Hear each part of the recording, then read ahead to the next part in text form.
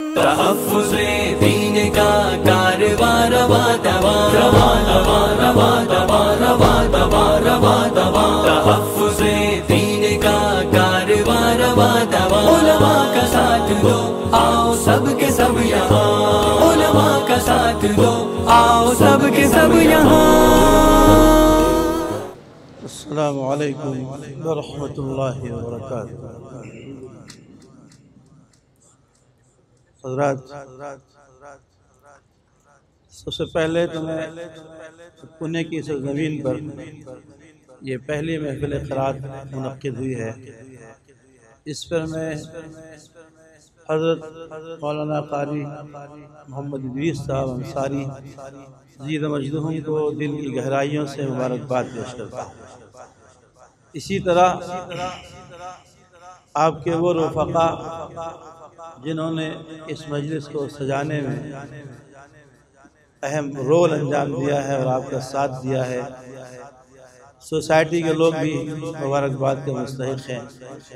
اللہ تعالیٰ اس مجلس کو کامیاب فرمائے اور اس کی برکتوں سے اللہ ہمارے پونے کے تمام اہل اسلام کو اللہ تعالیٰ قبول فرمائے۔ میں چاہتا ہوں کہ قراءت سبعہ میں ہمارے عزیز گرامی قاری صادق صاحب نے امام ورش کی روایت میں سورہ اعلیٰ کی تلاوت کی تھی۔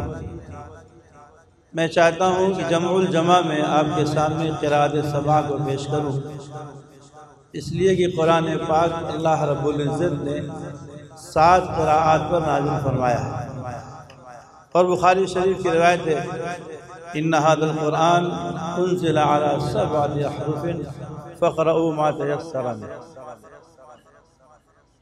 حدیث پاک میں آتا ہے، روایت میں آتا ہے کہ حضرت سیدنا عثمان غنی رضی اللہ عنہ منبر رسول پر کھڑے ہوئے اور پوچھا کہ اگر میں یہ کہوں کہ نبی یہ پاک جناب رسول اللہ صلی اللہ علیہ وسلم نے یہ فرمایا تھا، اللہ تعالیٰ نے قرآن پاک کو 7 قراءات پر نازل فرمایا ہے، ان هذا القرآن انزل على 7 احرف فقرؤوا ما تيسر منه كلها شاف وكاف۔ تو آپ میں سے کتنے لوگ ہیں جو ہاتھ اٹھائیں گے؟ روایت میں آتا ہے کہ مسجد نبی میں اتنے ہاتھ اٹھے تھے کہ جن کا شمار کرنا مشکل ہے۔ حدیث متواتر ہے، پوری امت کا اجماع ہے، ان میں سے کوئی بھی قرات اگر نماز میں پڑھی جائے گی تو متفق علیہ نماز درست ہوگی۔ چنانچہ ہم نے گجرات کے مدارس میں دیکھا ہے کہ وہاں طلبہ جہری نمازیں پڑھاتے ہیں۔ مغرب کی نماز میں کسی روایت میں قرآن پاک پڑھا، پہلی رکعت میں کسی روایت میں پڑھا، دوسری رکعت میں کسی روایت میں پڑھا، اور اس کے بعد عشاء میں پہلی رکعت میں قالون کی روایت ہے تو دوسری رکعت میں ورش کی روایت ہے، فجر کی نماز میں پہلی رکعت میں بزی کی روایت ہے تو دوسری رکعت میں قنبل کی روایت ہے۔ اس طرح روایات پڑھی جاتی ہیں۔ میں چاہتا ہوں کہ میں روایات آپ کے سامنے پیش کروں۔ یہ محفل قرات ہے، اس مجلس میں قرآن پاک کی مختلف قراءات سامنے آنی چاہیے۔ قاری عبدالرحمن صاحب مکی رحمۃ اللہ علیہ نے لکھا ہے کہ جب ایک قراءت شائع ہو گئی ہو اور دوسری قراءت مٹ رہی ہو تو ان روایات کا پڑھنا اور پڑھانا، سننا سنانا واجب ہے، تاکہ امت کو معلوم ہو کہ جو روایت ہم پڑھتے ہیں اس کے علاوہ اور بھی روایات ہیں۔ مثال کے طور سے الجزائر ہے، الجزائر میں روایت حفظ کا پڑھنے والا کوئی نہیں ہے، وہاں روایت ورش پڑھی جاتی ہے۔ اسی طرح مراکش ہے، مراکش میں روایت حفظ کا پڑھنے والا کوئی بھی نہیں ہے، وہاں روایت ورش پڑھی جاتی ہے، جو ہمارے قاری صادق صاحب نے ابھی پڑھی تھی۔ اللہ تعالیٰ نے قرآن پاک کو ساری کائنات کے لیے نازل فرمایا ہے اور ساری کائنات کے انسانوں کے لیے نازل فرمایا ہے۔ جس ملک میں جو قرات حضرات صحابہ رضوان اللہ علیہم اجمعین سے پہنچی، वो क़िरात उस मुल्क में पढ़ी जाती है। हमारे हिंदुस्तान में चूँकि इमाम हफ्स रहमतुल्लाह अलैह की रिवायत पढ़ी जाती है, इमाम हफ्स रहमतुल्लाह अलैह में इमाम आसिम के शागिर्द हैं। इमाम आसिम रहमतुल्लाह अलैह सैयदना उस्मान गनी और अब्दुल्लाह इब्न मसऊद रज़ियल्लाहु तआला अन्हु के शागिर्द हैं। और चूँकि हिंदुस्तान में फ़िक़्ह हनफ़ी है, इमाम अबू हनीफ़ा रहमतुल्लाह अलैह और इमाम हफ्स रहमतुल्लाह अलैह ये दोनों इमाम आसिम रहमतुल्लाह अलैह की क़िराअत में साथी हैं, हमदर्स हैं। इसलिए मुल्क के उन तमाम हिस्सों में जहाँ जहाँ फ़िक़्ह हनफ़ी है वहाँ वहाँ रिवायत हफ्स पढ़ी जाती है। इसके साथ साथ दुनिया के बेशतर मुल्कों में रिवायत हफ्स पढ़ी जाती है, लेकिन और भी क़िराअत हैं और भी रिवायात हैं। मैं चाहता हूँ इख्तिसारन उन रिवायात को आपके सामने पेश करूँ।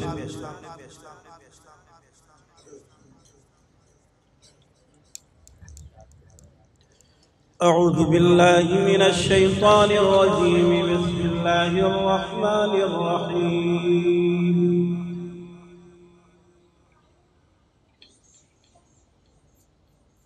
ला उक़सिमु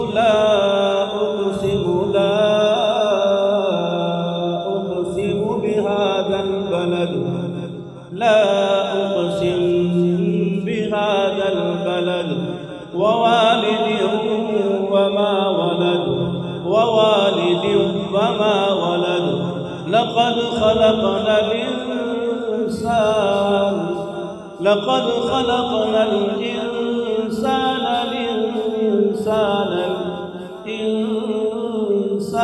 फ़ी कबद, अयहसिबु अन लन यक़दिर अलैहि अहद, अयहसबु अन लन यक़दिर अलैहि अहद, अल्लन यक़दिर अलैहि अहद, अल्लन यक़दिर अलैहि अहद, अलैहि अहद, अयहसबु अन लं यरहु अहद,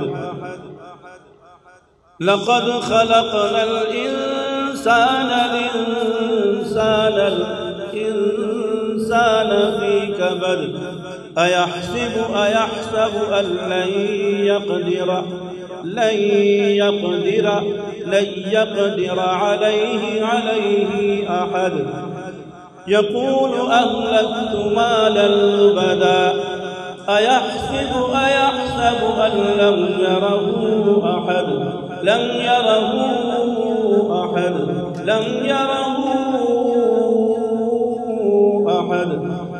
अलम नजअल लहु ऐनैन, यक़ूलु अहलक्तु मालन लुबदा, अयहसबु अन लन यरहु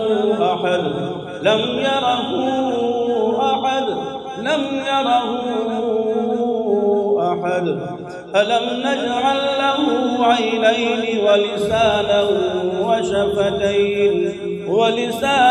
वशफतैन वहदैनाहु नजदैन, फलक़तहमल अक़बत वमा अदराक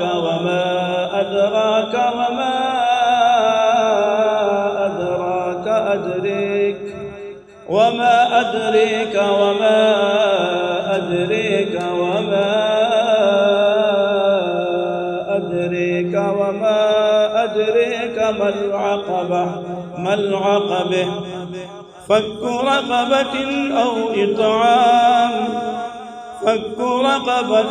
इत्आम, फक्क रक़बतन औ अत्अम फ़ी यौमिन ज़ी मस्ग़बह, फक्कु रक़बतिन औ इत्आम फ़ी यौमिन ज़ी मस्ग़बह, यतीमन ज़ा मक़रबतिन औ मिस्कीनन ज़ा मत्रबह, ثم كان من الذين آمنوا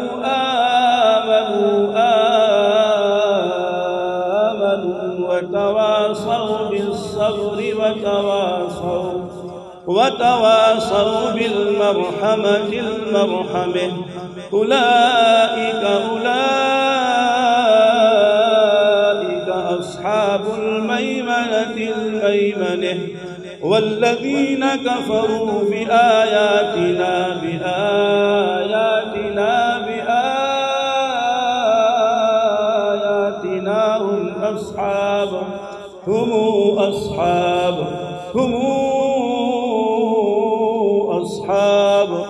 هم أصحاب المشأمة المشأمة عليهم نار موصدة. بسم الله الرحمن الرحيم. والشمس وضحاها وضحيها والقمر إذا تلاها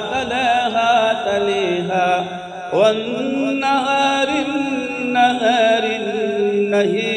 إذا جلاها جليها والليل إذا يغشاها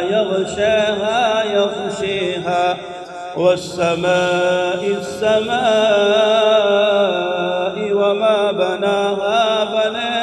بنيها والأرض وما طحاها ونفس وما سواها فألهمها فجورها وتقواها قد أفلح من زكاها وقد خاب خيب من دساها كذبت ثمود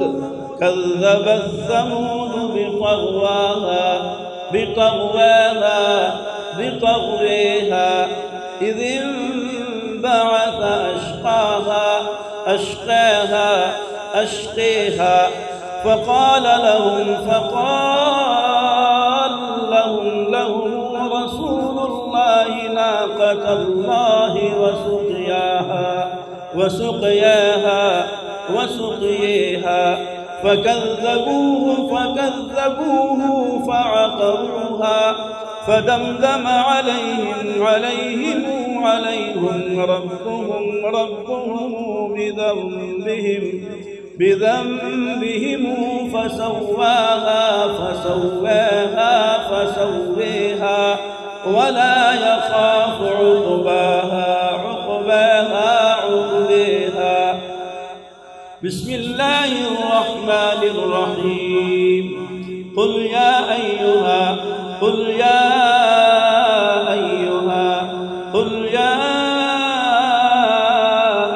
الكافرون لا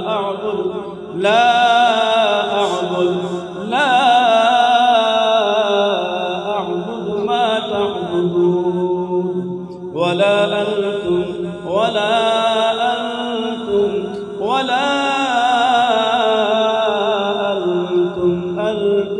عابدون ما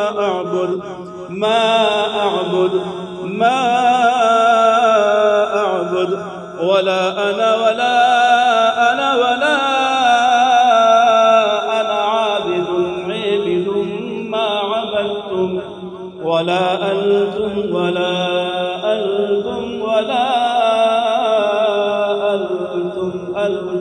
عابدون ما أعبد لكم دينكم ولي دين. لا إله إلا الله والله أكبر ولله الحمد. بسم الله الرحمن الرحيم. إذا جاء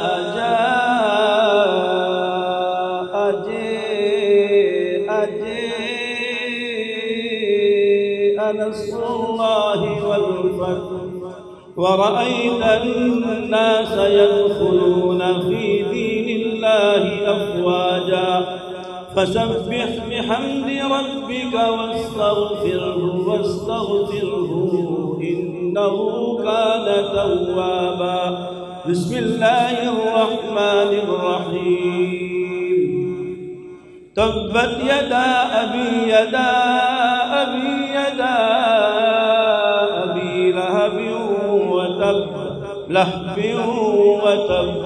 لهب وتب ما أغنى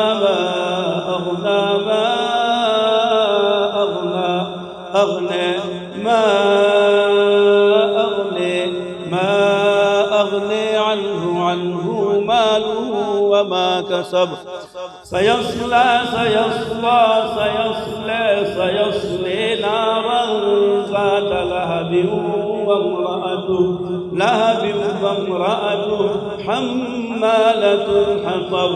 حمالة الحطب في جيدها حبل من مسد. لا إله إلا الله والله أكبر ولله الحمد. بسم الله الرحمن الرحيم. قل أعوذ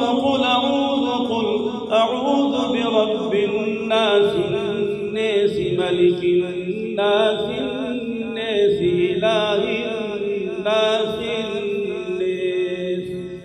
من شر الوسواس الخناس الذي يوسوس في صدور الناس من الجنة والناس.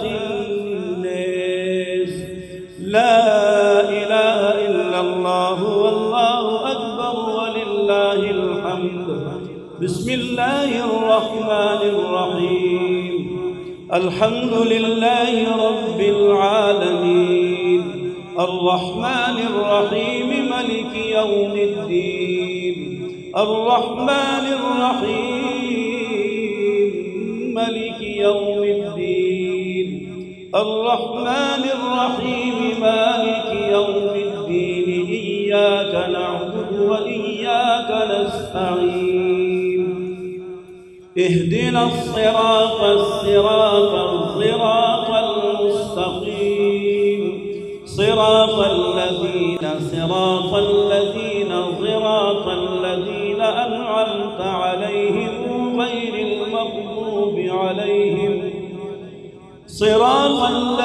أنعمت عليهم غير المغضوب عليهم ولا الضالين. صراط الذين أنعمت عليهم غير المغضوب عليهم ولا الضالين. صراط الذين أنعمت عليهم غير المغضوب عليهم ولا الضالين. صراط الذين أنعمت عليهم غير المغضوب عليهم ولا الضالين. آمين. بسم الله الرحمن الرحيم. ألف لام ميم. ذلك الكتاب لا ريب فيه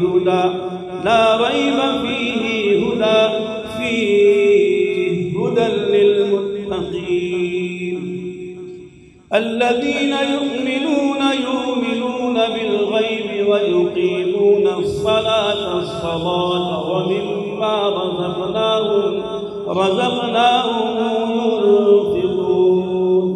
والذين يؤمنون بما أنزل إليك وما أنزل من قبلك وبالآخرة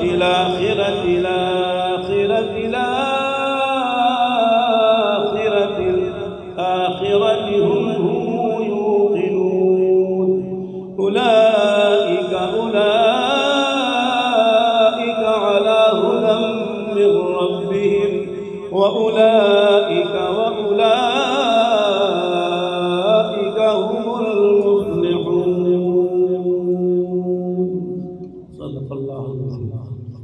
حضرات، میں نے مختلف قراءت کی تلاوت کی ہے، لیکن ہم جو روایت پڑھتے ہیں ہمیں یہی روایت پڑھنی ہے جن کو ان کے اساتذہ نے اجازت دی ہے، چونکہ قرآن پاک اللہ رب العزت کی منزل کتاب ہے جو قیامت تک رہنے والی کتاب ہے۔ اس میں ایک حرف کی ایک حرکت بھی تحریف اللہ تعالیٰ کو برداشت نہیں ہے۔ اگر ہم نے سن کر کے پڑھنا شروع کیا تو کہیں غلطی کر جائیں گے، تو نقل کرنا مناسب نہیں ہے۔ جن کو اللہ رب العزت نے یہ فن عطا فرمایا ہے، جنہوں نے اپنے اساتذہ سے فن سیکھا ہے، میں اپنے نوجوانوں سے کہوں گا، ان سے گزارش کروں گا کہ وہ اس فن کو سیکھیں اور امت کے اندر اس فن کو پھیلائیں۔ اللہ تعالیٰ قبول فرمائے اور اللہ تعالیٰ اس مجلس کو ہم سب کی قرآن پاک کی صحیح صحت کا ذریعہ فرمائے۔